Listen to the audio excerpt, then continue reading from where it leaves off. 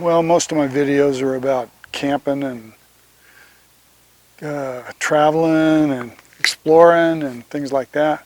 This video is completely different. I'm kind of prompted by events in my life to bring this up, to actually cover this subject a little bit. There may be other people that are in the same boat. I was pretty surprised that the number of people I ran into that had similar issues that you just don't know about until you bring up that subject. And the subject I'm talking about is prostate issues. And so this is a little video about my journey through the issues I've had recently, my health, and where I am now. So, starting back in December of last year, I started having some issues. Wasn't able to pee as much as I wanted to. I was feeling a lot of pressure in my abdomen, a little bloating. The thing that scared me was when I started having pains in my kidneys, started hurting, and felt like I was backing up. And so, you know, I'm not a going to the doctor type of guy. And going to the doctor has always been the last resort for me. But at that point, I realized that I was definitely going to need to pursue this and see where it goes, because there was something I couldn't deal with. It wasn't going to go away, and it was just getting worse. So I ended up calling the VA. I'm a veteran, so I called the VA. My wife, thank God that I have a beautiful wife that I do, that takes such good care of me and got me going on the right, signed up for the VA. The VA healthcare system is actually top notch here in the Reno area. So at any rate, the first part of December is when I realized that I had a problem that I had to have some help with. So I called the VA. The VA ran me through a little thing on the phone. It was a triage. I talked to a triage nurse who asked me a series of questions, and when she was done, she told me that I needed to go to urgent care, and right away. And this was in December, and we were having some bad weather, and I didn't really want to drive all the way. Susanville is the closest urgent care that I trusted. There's one in Quincy. We live in a little town of Greenville, which got burned up in the Dixie Fire, but that's another story. And so we had to go to Susanville to get to go to the urgent care, and there's also a VA clinic over there, so I figured that would be the best place to go. So that's where we went. I went and saw the emergency room, urgent care there at the clinic, and not at the VA clinic, but up at the hospital, and at the Northeast Rural Health Clinic, I think it is. And they saw me, and they prescribed tamsulosin, which is also called Flomax. And the lady said, we'll start there and then we'll see where it goes. And so I suspected a catheter might be in my near future, and I didn't really want to go there at that point. And I was happy to get the Flomax. And actually the Flomax started working right away. Helped me quite a bit right off the bat. But unfortunately that wore off fairly soon. So in December, later in December, the 19th, I think it was, I got to see a doctor there at the VA clinic, and my doctor decided that he needed to refer me to specialist. So that's what he did. Took some blood samples, referred me to specialist, and we went on from there. In January, first part of January, I got a CT scan. That was one of their first tests that they put me through, and I've been through a pile of them. Anyway, they gave me a CT scan on January 11th, and we drove home from Reno in a snowstorm. And when we got to Quincy, we had to go through Quincy to get to where we live. When we got to Quincy, I had several urgent messages on my phone that I needed to report to an emergency room immediately. And this was the result of they're looking at my CT scan. So we turned around and drove all the way back to Reno in a snowstorm, and went into the ER, and the ER, they gave me a catheter, not a catheter, that just freaked me out. But at any rate, they drained me. They drained out around 2 liters of backed up pee. And you know, that's a huge amount. And anyway, I was sent home that day. I was sent home with a catheter, and you know, and they use this thing called a Foley catheter, and it's one that is not a very comfortable thing. But at any rate, it was much preferable to what I was experiencing before, which was an inability to pee and a lot of pain. And so it pretty much alleviated all that. And when we got home, you know, I had to live with that catheter for quite some time. They gave me some tests. They gave me an ultrasound. They gave me a bone scan. The bone scan was designed to, they shoot you up with some radioactive something, and then they do a bone scan, and it's supposed to, according to my friend who used to work at the VA, he said it's supposed to light up areas that have cancer. So at any rate, the bone scan actually was ordered by the urologist that I was seeing, Dr. Rawson, who initially gave me based on the CT scan, she initially gave me a diagnosis of the fact that I did have cancer, and that it had already spread. And so she started me on a therapy that they do for prostate patients. It's a hormone therapy, and it's designed to suppress your hormones so that it slows down the growth of the cancer cells. So she started me on this therapy and told me right off, you know, in our first meeting, that she was pretty sure that it was cancer, and that I had all the indicators that it was based on the CT scan. And so and then she scheduled me for a bone scan, which the bone scan gives them a better look at what's going on in there. And the bone scan with the radioactive isotope or whatever it is they put in you, supposed to light up cancer cells, I guess. And so they did the bone scan, and actually I came up clean. They didn't find any cancerous indicators, so that was a good thing. So then she scheduled me for a biopsy, and the biopsy was less than comfortable.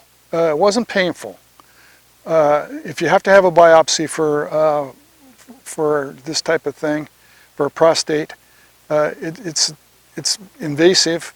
I don't want to go into detail on exactly how. You can look that up online, and you can probably get information on that. It's very uncomfortable, and that's what it was, very uncomfortable. And but it was not painful, and there was no anesthetic or anything, so it was all done in the it was done in a surgical setting, but it was not really a surgery. So at any rate, they did the prostate biopsy. She took 12 samples, and a few days later we got the results back, and they were all benign. So there was no cancer found. So that was a good thing. It still kind of chokes me up to talk about it. My wife and I were, you know, based on what the urologist had told us, were pretty much resigned to the fact that I had cancer. And, you know, my church group was praying for me. A lot of people praying for me. So, anyway, so after the biopsy, we went, the urologist that I was seeing had me take a bladder test, and that tests your bladder function, because she tells me that when your bladder is distended as badly as mine was, sometimes it never operates correctly after that. So sometimes it's just non-functional, and in which case, if it was non-functional, then I'm kind of stuck with catheter for the rest of my life, which I was not willing to entertain that thought. But, you know, I mean, I'm a guy that believes in doing whatever needs to be done. So if that's what had to happen, well, that was the way we were going to go. But at any rate, I wasn't ready for accepting that, and I didn't accept that mentally. And so they did the bladder test on me, which is another slightly invasive procedure. I'm not going to go into details on that one. And the bladder test actually showed that my bladder did have function. It was working, wasn't working 100%, but it was still working. And so it was working enough that my urologist felt that I was a candidate for surgery. So the surgical procedure that they decided to use on me was called a robotically assisted laparoscopic simple prostatectomy. That was the whole. I tried to shorten that up a couple times, because every time I talked to the doctor or a nurse, they would ask me what procedure I was having, and I'd shorten it up to a simple prostatectomy, and they would tell me what the whole line was. So I ended up memorizing the whole thing. So, and I surprised them all when I went into surgery. They asked me what I was there for, and I gave them the whole line, and they said, "Wow, you're the first person that's ever remembered all that." So that was pretty cool. So at any rate, I finally got my surgery scheduled for July 18th, which I had, and July 18th I had the surgery. The simple prostatectomy is not simple. There's nothing simple about it. It's laparoscopic. So basically what I have is in my midriff, I have 6 different incision points where they go in, and it's a robotically assisted one. So the robot actually is being operated by the surgeon, but the robot's actually doing the work. And the incisions are fairly small, and they'll probably leave scars, but they're on my abdomen. It's not a big deal. So at any rate, it's probably preferable to probably what they did in the old days. So at any rate, they did the surgery on the 18th. The surgeon removed 90% of my prostate. And they did a biopsy on the tissue, and it was benign.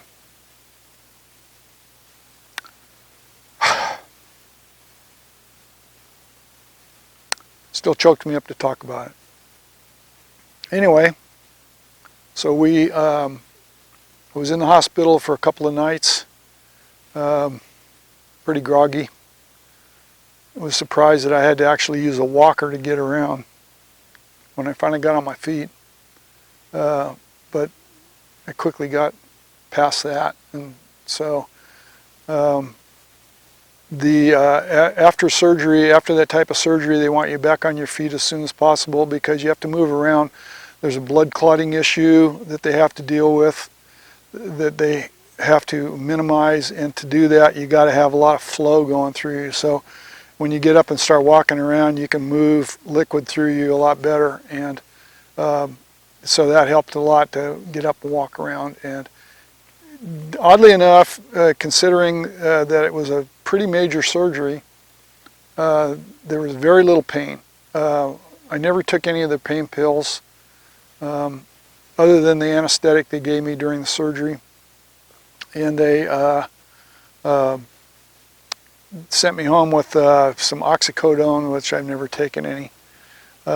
Never needed it, didn't take any of it. And you know, one of the side effects of the anesthetic, and also of the drugs like oxycodone, is that it has a tendency to constipate you. So when you have abdominal surgery, the last thing you want is a constipation issue on top of everything else. So I neglect, so I never took any of that stuff, and I was happy not to. So never needed it. It was all good. So that brings me up to where I'm at now, almost to where I'm at now. On August 2nd, which, this whole journey started in December, and now it's August 2nd. And August 2nd, I had a follow-up appointment with the surgeon the other day. Today is the August 4th, so it's 2 days ago. I had a follow-up appointment with the surgeon to have the staples removed from my incision points, and also to take out the catheter. And I was perfectly happy to have that done. If you never had a Foley catheter and you have to have one, they're not very comfortable. They're not terribly uncomfortable, but they're very, it's there. It's not something that you just don't know about. And then you have a bag of pee either strapped to your leg, or in my case, they wanted me to carry this big bag around because they wanted the flow. There's a bag that you can strap to your leg so that you can be mobile. And they told me not to use that one because there's a bigger bag that they want you to use for the flow to be less restricted. So that's the one I ended up carrying around with me, and for 2 weeks. I was released from the hospital on July 20th, and August 2nd I had my follow-up appointment where they took the catheter out and the staples out. When they took the catheter out, it was not very painful. The first time they took the catheter out, the first time I had the catheter and they took it out, it was very uncomfortable when they took it out. The second time was just the other day, no problem.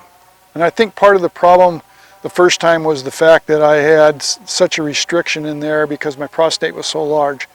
My prostate, a normal prostate is supposed to be the size of a walnut.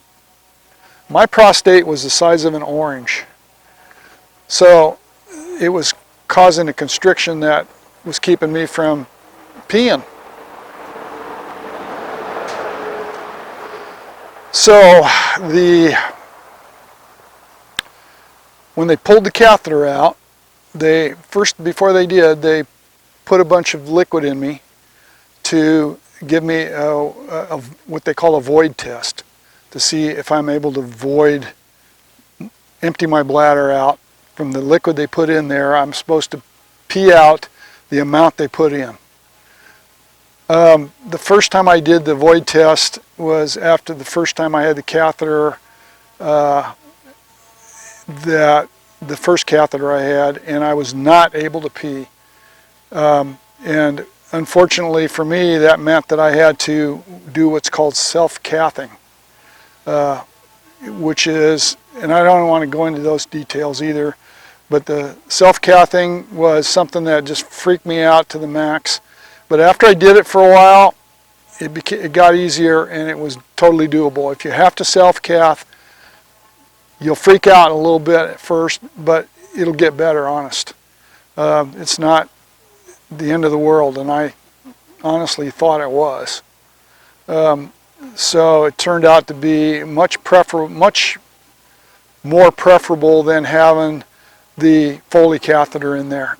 The self-cathing gives you the freedom of only cathing when you need it. In my case, was about 4 to maybe sometimes 5 times a day I would have to empty my bladder. And in between that, I was free to do whatever I wanted. And that was a freedom that I really enjoyed. So at any rate, the self-cathing, I was afraid I was going to have to do that. When they gave me the void test, unlike the first time, I was able to pee out not only what they put in, but a little bit more. They were pretty surprised that they even got a little more than they'd put in. Well, so after the void test, it was a success. They sent me home, warned me that there may be some bladder control issues. So when I came home, and I was very careful about making sure that I was not letting my bladder fill up too much. And then first night I slept with a pad under me, and just in case, but there was no accidents, and so far I haven't had any bladder control issues. I've never really let my bladder fill up too much. You know, I usually pee out pretty regularly, but right now I'm at home and I can do that whenever I want to. But when I go somewhere, it may be an issue, but so far so good on that deal. All right, but I guess the biggest point here, the couple of points is, first of all, I really honestly believe that the prayer was, all the prayer warriors I had working for me, praying for me, is what made things go so smoothly. I mean, everything went smoothly with me. Everything along the lines, every step of the way has been pretty seamless and very nice, or very smooth. And I honestly believe that it's an answer to prayer.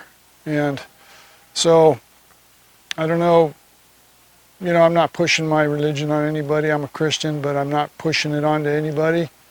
If you're also a believer, then congratulations.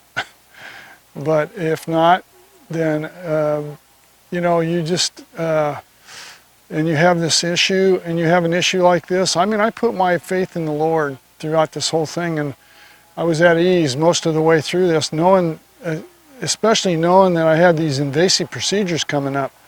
Actually, I'm a very big-time worrywart. I've always spent most of my life worrying about things, and so considering that I kept putting my faith in the Lord about this whole thing, it gave me a peace. And you know, so that is just for me, that worked quite well, and got me through this whole ordeal. So this was a journey. It was a journey I didn't want to take. It was a journey I wish I wouldn't have had to take. But the truth is that it's been a success, and things are improved greatly. I mean, I can pee now like I can't remember when I could pee this well. It's probably been 30 years plus since I could pee like I can now. And I am so grateful for the way things turned out. And I am going to continue to pray that it's going to continue like that. So if you happen to be in this situation and you happen to have a prostate issue, my encouragement for you is to, first of all, don't let it go too far. Get some medical advice on what and some tests to find out what the problem is. Because in my case, it was simple enlarged prostate, and it was dealt with surgically. Prostate cancer can kill people, and does, and has. And that fact has not gone beyond me in my whole journey through this. I've been constantly aware of that if this had been cancer, this could have been a different outcome. My wife wanted me to also add that during the surgical procedure, I lost 3 pints of blood. And which goes to show you it's not a simple procedure. But they didn't give me I did not have a transfusion, and so so at any rate, the journey is the destination. You know, throughout our lives, that's what our lives are, is the journey. And the destination may or may not be what you want it to be. In my case, I think I know where the destination is, and my faith tells me that. And the journey along the way is what you have to do to get there. So I'm completely at ease with what's going on. I'm very happy about the surgical prowess of the and the expertise of the VA clinic and the VA hospital in Reno. My friend used to work down in the Las Vegas VA clinic, or the VA hospital in Vegas, and he didn't speak so highly of that particular facility. So, but all the experiences I've had with the VA here in Reno, we're not in Reno right now, but that's who I'm dealing with. All the experiences I've had with them have been positive and they never make you wait. You always get right in. Everybody is so friendly and helpful, and it's just beyond anything I've ever experienced before in the medical establishment. So anyway, if you're in a similar situation as this, hang in there. Get some help if you need it. Be aware of the symptoms of needing some help. If you get a lot of pain in your kidneys, or you're feeling bloated and you're backed up and you can't pee, it's time to act on that. Don't wait too long like I did, and then end up at the ER getting a catheter. So that's about all I got to say about this. And you know, hopefully the rest of my videos will be out with the Jeep, exploring and camping. So we'll see. Thanks for watching.